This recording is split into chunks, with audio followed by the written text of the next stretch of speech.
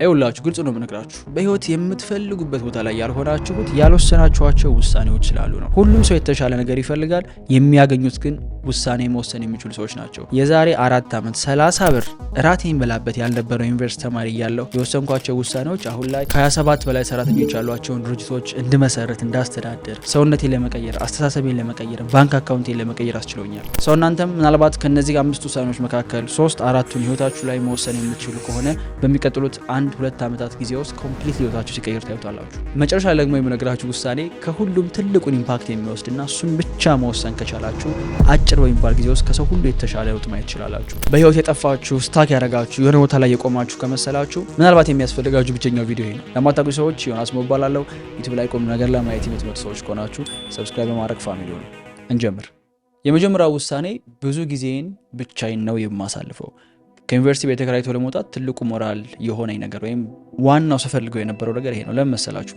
ወደንም ጠላንም በዙሪያችን ያሉ ሰዎች ይሄ ፒር ፕሬዠር በዙሪያ ያሉ 5 ሰዎች ነው የምትመስለው ምናምን ሲባል ሌላ አይደለም ኮንሴፕቱ። ፊት ለማድረግ ስንል የምንቀይራቸው ፐርሶናሊቲዎች የምንቀይራቸው ባህሪዎች ይኖሩናል። አንዳንድ ሰዎች በጣም ጥሩ ናቸው ራሳቸው ፕሮቴክት ማድረግ ላይ አሉ። የሆነ ሰርክል ውስጥ የሆነ ሰዎች ይሄን ነው የምፈልገው ይላሉ። እዚህ ቦታ ነው የምሄደው፣ ይሄን ነው የምበላው፣ ይሄን አይመቸኝም አሉ። በጣም ራሳቸውን ፕሮቴክት ማድረግ የሚችሉ ሰዎች። እኔ እንደዛ አልነበርኩኝም። ኦነስትሊ ማለት በጣም በቀላሉ ነበር በጓደኞቼ ኢንፍሉዌንስ ሲደረግ የነበረው። የሆነ ቦታ እንሂድ ካሉኝ እምቢ ማለት የሆኑ 6 ሰዎችን ማስከፋት ስለሚመስለኝ ዝም ብዬ ሄድ ነበረ። ሶ ኢቨንቹዋሊ ያየሁት ነገር ምንድነው? ስሰበስባቸው የነበሩ ባህሪዎች፣ ስሰበስባቸው የነበሩ ነገሮች በሙሉ የኔ አይደሉም። በቃ የሆኑ ሰዎች ጋር ሃንጋውት በማድረግ ውስጥ የተከማቸ ፐርሶናሊቲ ነው። ሶ ያ እንዲፈርስ የመጀመሪያው መወሰድ የነበረበት ውሳኔ ብቻዬን ነው ጊዜ ማሳለፈው ነው። ናው ዩኒቨርሲቲ ውስጥ ናችሁ ብቻ ጊዜ ማሳለፍ ኦልሞስት ኢምፖሲብል የሆነ ነገር ነው። ቢካዝ አትሊስት 4 ሰው አለ እዛ ቤት ስትገቡ። ሶ ምንድን ያደረኩት ነው? መጀመሪያ ሙቭ ከማድረጌ በፊት ጠዋት እንደ ቢሮ ሰራተኛ 1 ሰዓት ተኩል ላይ ከዶርም ወጣለሁኝ። አስቱ ሊትሬቸር ቢሮ ገባለሁ፣ በሬን ዘጋለሁ። ሙሉ ቀን ክላስ የማልገባ ከሆነ ቁጭ ብዬ በሬን ዘግቼ ሰራ ውላለሁ። ክላስ ካለ ደግሞ ወጥቼ ክላስ ገብቼ ተመልሼ እዛች ቢሮ ገባለሁ። ለምሳ ምናልባት እዛው ግቢ ውስጥ ምሳ ልበላ እችላለሁ። ኤንድ ማታ ላይ ነው ያሉኝ ክሎዝ የምላቸው ጓደኞቼን ላገኛቸው ወጣውና በዚህ በጣም ከብዙ ሰዎች ጋር ራሴን ዲስታንስ ማድረግ ቻልኩኝ። ግን ይሄም አልበቃም። ምክንያቱም አቴኖ ተደይ የት እንዳላችሁ ከታወቀ ፈልገው አሳደው መተው ያገኟቸዋል። በቃ አሉ እንደዚህ አይነት ሰዎች። ሶ ያንን ማምለጥ ሲከብደኝ ነው ይሄ ነገር መቆም አለበት፣ ብቻዬን ተከራይቼ መውጣት አለብኝ የሚል ዲሲዥን ላይ የደረስኩት። በጊዜው ማንም ሰው አላማከርኩ፣ ማንም ሰው አልጠየኩኝም። ያማከርኩት ራሴን ብቻ ነበረ። ይጂ የሆነች ቤት ጠየቅኩኝ፣ አገኘው። ኤንድ 1 ሳምንት ያልወሰደ ውሳኔ ነበር። የዛኔ የፈለኩትን ብቻ ጊዜ ማሳለፍ የሚባለውን በቀን ውስጥ ረጅም ሰዓት አገኘሁት። ብቻዬን ሊትራሊ ብቻዬን ነበርኩኝ ቤት ውስጥ ውል የነበረው። ምክንያቱም ክላስም ያን ያህል አንገባም። ሶ ሚ ኤንድ ማይ ፒሲ አበቃ። በቀን 8 ሰዓት 9 ሰዓት ድረስ። የትኛው ሚኒንግፉል የሚባል ነገር በህይወቱ የሰራ ሰው ቢኖር ረጅም ጊዜውን ያሳለፈው ብቻውን ነው። ይሄንን ወደዳችሁም ጠላችሁም ልትቀበሉት ይገባል። ከሰዎች ሰርክል ውስጥ ናችሁ የተለየ ነገር ኤክስፔክት የምታደርጉ ከሆነ ራሳችሁን አትሸውዱት። ያን ያህል ጠንካራ ነጻ ፍቃድ ወይም ዊል ፓወር የለንም። በቀላሉ ቤንድ እናደርጋለን ለሰዎች ፍላጎት። ታትል ለምን ካላችሁኝ የሆነ ቢያዝ አለን። ሰዎችን የማስደሰት ከሰዎች ውስጥ የመመሳሰል የሆነ ኮሚኒቲ ውስጥ ራሳችንን ፈልጎ የማግኘት ፍላጎት ውስጣችን በኔቸር አለ። ስለዚህ ያንን ደህና የሚያሳድገን ኢንቫይሮንመንት ውስጥ ካልሆነ ያለ ነው የማያሳድገን ኢንቫይሮንመንት ውስጥ እነሱን ለምሳሌ በመሞከሩት ራሳችሁን እናጠዋልና ራሳችሁን እያጣችሁ ፐርሶናሊቲያችሁን ልጅ ያደረጋችሁ ከመሰላችሁ የመጀመሪያ ውሳኔ መሆን መቻል አለበት። ብቻዬን ነው የምውለው፣ ብቻዬን ነው የምኖረው። ሶ የዛኔ ባዶ ጊዜ ከራሳችሁ ጋር ኮንፍሮንት ትደራረጋችሁ፣ ትገናኛላችሁ። ማንነኝ እንደ አዲስ መታወቅ ይመጣል። ሁለተኛው ውሳኔ ህይወቴ ትርጉም ያለው እንዲሆን ነው የምፈልገው እንጂ ፈን እንዲሆን አይደለም። ዋንስ ከዩኒቨርሲቲ ተከራይቼ ከወጣው በኋላ እንደነገርኳችሁ ያ የብቸኝነት ጊዜ ፊት ለፊት ነው የተጋፈጥ ነው። የተከራየሁበት ቤት ከአስፓልቱ 1 ጀርባ ነበር እና አስፓልት ዳር ያሉ መጠጥ ቤቶች ድምጻቸው ይሰማኛል። እሄዳለሁ እነዛ መጠጥ ቤቶች ውስጥ በተደጋጋሚ ሄጃለሁ። አውቃቸዋለሁ ቤቶቹን።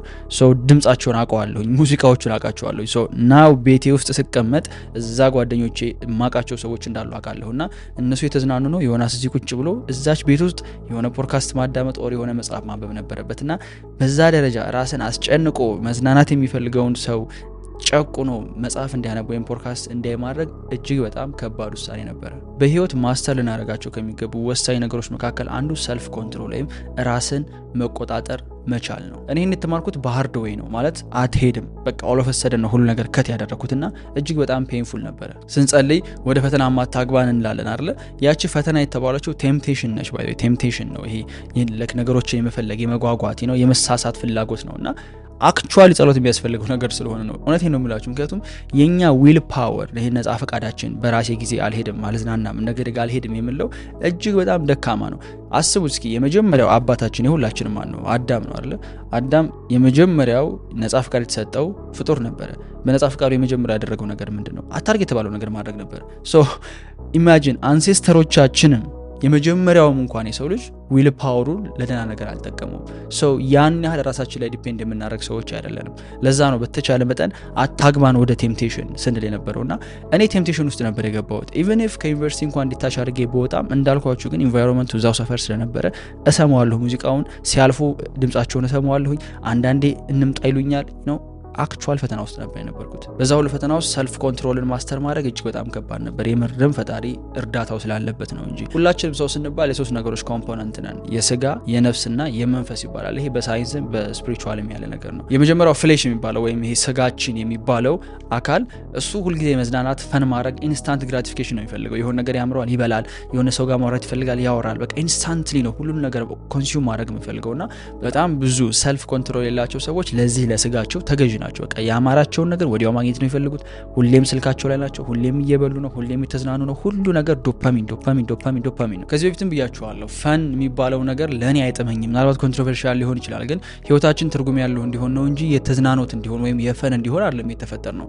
ዓለም ላይ ደህና ነገር ክሬት ያደረጉ ሰዎችን ብትመለከቱ ህይወታቸው እገሌ he had the most fun ተብሎ አይደለም ስሙ የሚጠቀሰው። እንዲህ አይነት ኢምፓክት አምጥተዋል። እንዲህ አይነት ነገር ሶሳይቲው ላይ፣ ፋሚሊው ላይ፣ ራሱ ላይ መቀየር ችለዋል ነው። and anything that's worth mentioning ወይም ለመጥራት ሁላ ሜንሽን የሚደረግ ነገር በሙሉ it's going to be hard እና ህይወት ትርጉም ያለው ነው እንጂ ፈን መሆን አለበት ብዬ እኔ ፐርሰናል ያለምነው። ስለዚህ ያንን ፈን የሚባለውን ሰውነት የሚፈልገውን መዝናናቱን ኢንስታንት ግራቲፊኬሽኑን ከት ለማድረግ በቃይ ለማለት ሰልፍ ኮንትሮል ወይም ደግሞ ራስን መቆጣጠርን ዴቨሎፕ ማድረግ ያስፈልጋል። የመጀመሪያው ኮንትሮል ልታደርጉት የሚገባው ነገር ፍላጎትን ነው። የፈለጋችሁትን ነገር ኢንስታንትሊ ራሳችሁ የምትሰጡት ከሆነ የምታለማምዱት ነገር ምንድነው? ዶፓሚን ራሽ ነው ወይም ቶሎ ቶሎ ቶሎ ቶሎ ደስተኛ መሆን ነው። ከባድ የሚባሉ ታስኮችን ምንም መስራት ይከብዳችኋል። ማንበብ፣ ቁጭ ብሎ ስራ መስራት፣ ብሬንስቶርም ማድረግ፣ አዳዲስ አይዲያዎችን ማምጣት፣ መጻፍ፣ እነዚህ ነገሮች እጅግ በጣም ቦሪንግ እየሆኑ ይመጣሉና ሰልፍ ኮንትሮልን ማስተር ማድረግ የምትፈልጉ ከሆነ የመጀመሪያው ፍላጎቶቻችሁ ላይ ስልጣን መውሰድ ነው። የማትፈልጉት የማይጠቅማችሁ ነገር ላለማድረግ መወሰድ ነው። አይ ዊሽ ሰልፍ ኮንትሮልን ማስተር ለማድረግ ሌላ መንገድ ቢኖረው። አንድ አስተማሪ ምን ብለውናል? መንፈሳዊ ትምህርት የሚያስተምሩ ሰው ናቸው። እንዴት ነው ከመጥፎ ነገር መሸሽ የሚቻለው? ለምሳሌ እንዴት ነው ሱስ ማቆም የሚቻለው? እንዴት ነው እንዲህ አይነት መጥፎ ልማድን ማቆም የሚቻለው? በማቆም ሌላ መንገድ የለውም ማለት ሌላ እንትን አትፈልጉ፣ ሾርት ከት አትፈልጉ ሲሉ ነበር። ማለት ሱስ ማቆም የሚፈልግ ሰው ምሮ ማድረግ ያለበት ከተባለ ሱስ ማቆም ነው ያለበት። በቃ there is no other way። ጆርዳን ፒተርሰን the only way out is through ይላል። በጣም ነው መወዳት ይችላል አባባል። the only way out is through። ሌላ አማራጭ ሌላ ሾርት ከት የለም። ብቸኛው መውጫ መንገድ ስትሬት ፎርዋርድ መሄድ ነው። ሰልፍ ኮንትሮል ማስተር ማድረግ የምትፈልጉ ከሆነ ያለ ብቸኛ አማራጭ ምንድነው? ሰልፍ ኮንትሮል፣ ራስ መቆጣጠር። በዚህ መንገድ ነው ትርጉም ያላቸው ነገሮች በህይወት ለመስራት ጊዜውም አቅሙም የሚኖረን። ሶስተኛ ውሳኔ ከሁለቱ ለየት ሊል ይችላል። ዴት የማደርገው ለማግባት ብቻ ነው። ከዩኒቨርሲቲ ጀምሮ አልፎ አልፎ ዴት አድርግ ነበር። አንድ የተረዳሁትን ነገር ልንገራችሁ። ከብዙ ሰዎች ጋር ዴት ማድረግ ስንጀምር ያ ማለት ተገናኝቶ ማውራት ሊሆን ይችላል። ፈርስት ዴት ሃይ ሄሎ ምናምን ወሬ ስቴጅ ላይ ራሱ ሊሆን ይችላል። ባይ ዘ ወይ ግን እነዛ ሰዎች ላይ ኢንተረስትድ መሆን ስንጀምር እነሱን ኢምፕሬስ ለማድረግ ወይም ደግሞ የእነሱ ህይወትና የኛ ህይወት ተመሳሳይ እንደሆነ በሆነ መንገድ ኮንቪንስ ለማድረግ ስንል በጣም ብዙ አይነት የአይደንቲቲ ለውጦች ማምጣት እንጀምራለን። የሆነች ሴት ዴት ስታደርጉ ሜቢ የምትወደው ሙዚቃ ከሆነ ከእሷ ጋር በሙዚቃ ቦንድ ለማድረግ ሲባል ስለ ሙዚቃ፣ ሰምበዲ ኤልስ ደግሞ የምትወደው ስዕል ከሆነ ከእሷ ጋር ቦንድ ለማድረግ ሲባል ስዕል። እነዚህ ጥሩ ነገሮች ናቸው። ኦኬ አይጎዳንም ሜቢ የሆኑ ስኪሎችን ብንይዝ። ግን ፐርሰናሊቲ ውስጥ ላይ ግን የሆኑ ነገሮች ሼፕ እየተደረጉ ይመጣሉ። የሆነ ቀናተኛ ሰው ሲመጣ ሳታስቡት ቀናተኛ ያደርጋችኋል።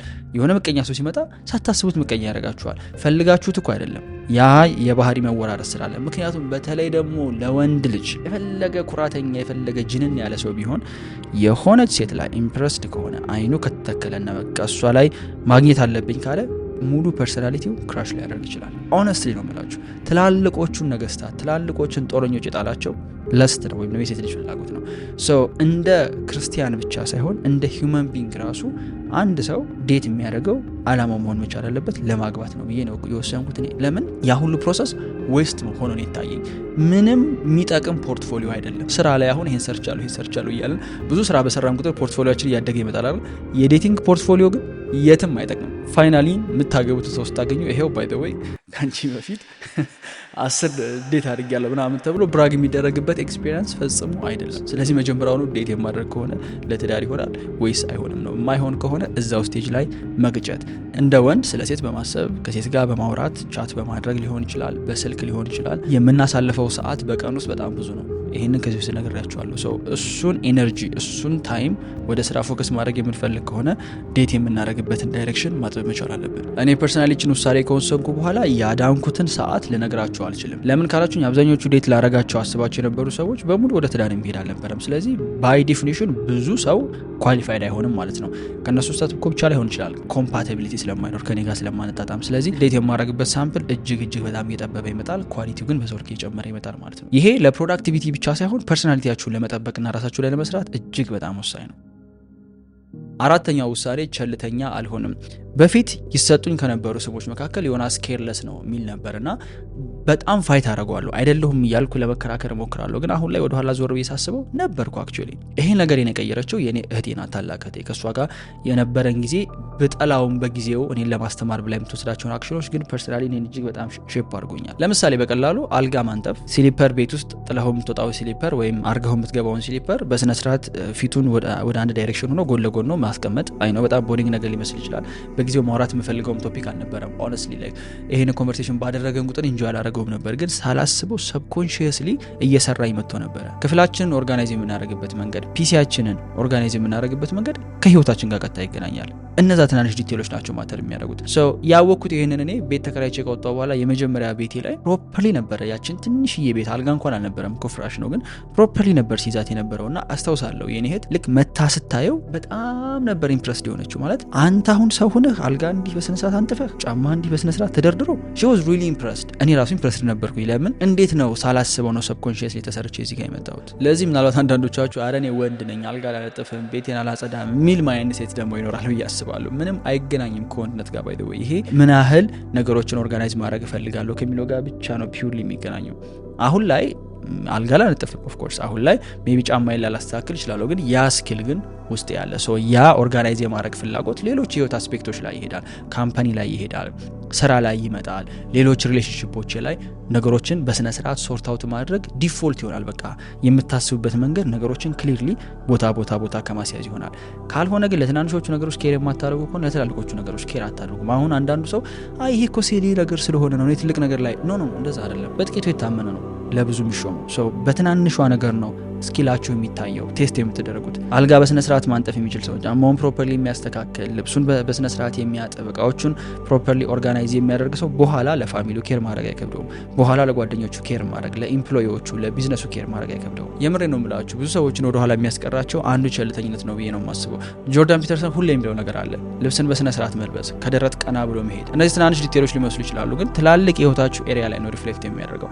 እኔ የሆነን ሰው ለስራ ስገናኝ ኦር ለጓደኝነትም ሊሆን ይችላል በሆነ ሚንስ ስንገናኝ ከሚያወራበት መንገድ፣ ራሱን ኬሪ ከሚያደርግበት መንገድ ህይወቱ ምን ሊመስል እንደሚችል ፕሪዲክት ማድረግ ይቻላል። ምክንያቱም ትናንሾቹ ዲቴሎች ናቸው ማተር የሚያደርጉትና እነዚህ ቸልተኛ የምትሆኑባቸው ትናንሽ የህይወት ኤሪያዎች ህይወታችሁን በትልቁ ኢምፓክት ያደርጉታልና እኔ ዛሬ 4 ዓመት ዲሳይድ ያደረኩት ነገር ቢኖር ቸልተኛ አልሆንም፣ ለትናንሿ ነገር ኬር አደርጋለሁ ነበር። ኤንድ እሱ ኮምፕሊትሊ ህይወቴን ቀይሮታል። አምስተኛውና ለዚህ ቪዲዮ የመጨረሻው ግን the most important ብዬ የማስበው ውሳኔ ቢኖር ምንም ነገር አላቅም ነው። ምንም ነገር አላቅም። በህይወት የማላቃቸው ነገሮች ብዙ ናቸው። አላቅም ስትሉ ህይወት ይቀላል። ሆነስትሊ ለመማር ክፍት የምትሆኑት አላቅም ስትሉ ነው።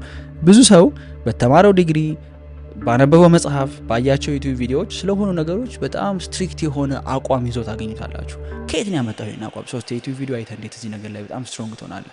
somebody ስትሮንግ ሆነ ማለት የሆነ አቋም ላይ ሌሎች ሀሳቦችን ለመቀበል ባይ ዲፎልት በሩ የተዘጋ ነው ማለት ነው። በራችን ከዘጋ ደግሞ ልንማር አንችልም። ስፒሪቹዋል ኮንሴፕት ላይ ምን ይባላል መሰላችሁ? ቢፎር ቴዎሲስ ኢዝ ኬኖሲስ ይባላል። ከፈጣሪ ጋር አንድ ከመሆኑ ወይም ደግሞ ይሄ ስፒሪቹዋሊ ከማደግ በፊት መጀመሪያ ባዶነት ይቀድማል። ሰው መጀመሪያ ራሱን ኢምፕቲ ነው ማድረግ መቻል አለበት። ምን ጊዜም ይውላችሁ የእውነት አዳዲስ ነገሮችን ወደ ህይወታችሁ ማስገባት የምትፈልጉ ከሆነ የመጀመሪያው ስቴፕ የሚሆነው ያ በሚገባው ቦታ ላይ የነበረውን ነገር ነቅሎ መጣል ነው። ብዙ እውቀት ብለን የሰበሰብናቸው ነገሮች የእውነት የሚጎዱ ናቸው እንጂ የሚያሳድጉን አይደሉም። ምን ይባላል? you have to unlearn what you learned።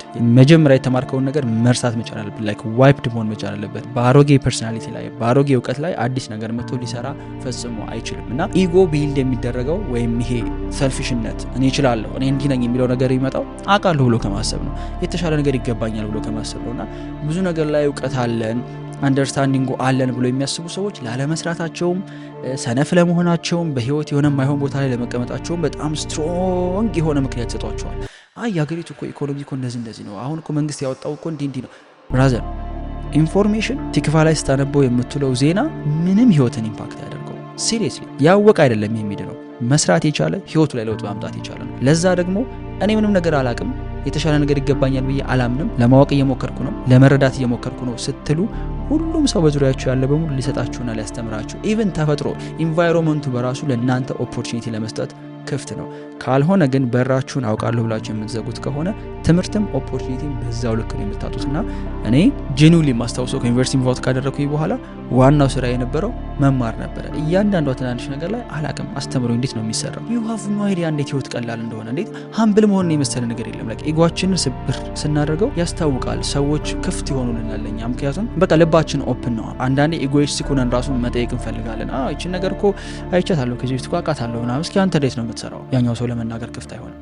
ጄኒውሊ ክፍት መሆን ህይወትን ከምታስቡት በላይ ቀላል ያደርገዋልና ኢትዮጵያ ላይ በሚያሳዝን ሁኔታ ትምህርት በሌለበት ኤዱኬሽን በሌለበት ሰው ባልተማረበት ብዙ ነገር በማያውቅበት ሲቹዌሽን ብዙ ሰው ግን አውቃለሁ ብሎ ነው የሚያስበው። የሚያውቀው ነገር ደግሞ ከዜና የዘለለ ለሰዎች ከሚያወራው ነገር የዘለለ ህይወቱ ላይ ምንም ኢምፓክት የሚያደርገው ነገር የለምና ጄኒውሊ ህይወታችሁን ኮምፕሊትሊ ማስተካከል የምትፈልጉ ከሆነ ምንም ነገር አላውቅም በቃ የገባኝ ነገር በጣም ጥቂት ነው ለመማር ክፍት ነው ብላችሁ በሄዳችሁበት ኦፖርቹኒቲ በሙሉ ለመማርና አዲስ ነገር ለመውሰድ ስትሞክሩ እንዴት በሮች እንደሚከፈቱ ትደነቃላችሁ። ሆነስትሊ ለዚህ እኔ በህይወት ያለው ምስክር ነኝ። ይሄን ብዙ ሰው ላይ ነገራችሁ ይችላል፣ ግን ህይወትን ማሻሻል ፊሊንጉ ደስ አይልም፣ መራራ ነው። ሆነስትሊ ማለት አይ ዊሽ ቀላል አድርጌ ብነግራችሁ ግን እንደዛ አይደለም። መጀመሪያ በጣም ወርስ የሆነ የባሰ ሲቹዌሽን ውስጥ ገብታችሁ ነው ወደ ተሻለ ሲቹዌሽን የምትሄዱት። ለምሳሌ አዲስ ነገር መማር እኮ የሆነ ሰው ሲጀምር ዳም ነው የሚሆነው አይደለ? እኔ አሁን አዲስ ቋንቋ መማር ብጀምር እንደ ህፃን ልጅ ነው አፌ እንደ አዲስ የሚኮላተፈው። ላዳመጠ ሰው በጣም ስቱፒድ ነው የሚመስለው። ጂም ውስጥ ገብቶ ስፖርት መስራት እኮ የሚፈልግ ሰው መጀመሪያ እኮ ዊክ የሆነ ስሜት የደካማነት ስሜት እኮ ነው የሚሰማው አይደለ? ከዛ በኋላ ነው ስትሬንግዙን ቢልድ አድርጎ ደህና ነገር መሸከም የሚችለው። ኢቨን ፐርሰናሊ ሰላም እንዲሰማን የምንፈልግ ከሆነ የሆኑ ኢንተርናል ባትሎቻችን ጦርነቶቻችንን ማሸነፍ አለብን። ሶ የደከማችሁ የጠፋችሁ እየመሰላችሁ ኮንፊውዝድ እየሆናችሁ ከሆነ ትክክለኛ ቦታ ላይ ነው ያላችሁት ማለት ነው። እየተቀየረ ነው ማለት ነው። ዋር ውስጥ ጦርነት ውስጥ ነው ያላችሁት ማለት ነው። ልክ ይሄ ሲያልቅ የሚመጣው የተሻለ ፐርሰናሊቲ ነው። እዛ ቦታ ላይ ደርሳችሁ ግን ወደ ኋላ ስትመለከቱ ራሳችሁን ያገኛችሁበት ብቸኛው መንገድ በመጥፋት ውስጥ ነበረ። እደግመዋለሁ የጆርዳን ፒተርሰን ንግግር the only way out is through። ምናልባት ይህን ቪዲዮ ካያችሁ በኋላ ጥቂት ኢንስፓየርድ የምትሆኑ ሰዎች ትኖራላችሁ ብዬ አስባለሁ። ህይወታችሁን ለማሻሻል ገንዘብ ለመስራት ምናልባት አንዱ የምትወስኑት ውሳኔ ገንዘብ መስራት አለብኝ የሚል ከሆነ ለእናንተ ያዘጋጀውላችሁ በጣም ቆንጆ ቪዲዮ አለ። በዚህ ዓመት ከሰሯቸው በጣም ከምወዳቸው ኮንቴንቶች መካከል ነው። ከዜሮ ተነሳችሁ የመጀመሪያ 100,000 እንዴት ይሰራል የሚለውን እያንዳንዱን ስቴፕ ለጀማሪዎች ብሬክዳውን እያደረኩ የሰራሁት ቪዲዮ አለ። እሱን እዚህ ጋር አስቀምጥላችኋለሁ። ግቡና ቼክ አድርጉት። አይ ሆፕ የዛሬው ቪዲዮ ጠቃሚ እንደነበረ። ሁሌ እንደምላችሁ ለራሳችሁ ስትሉ አሸንፉ። ሲዩ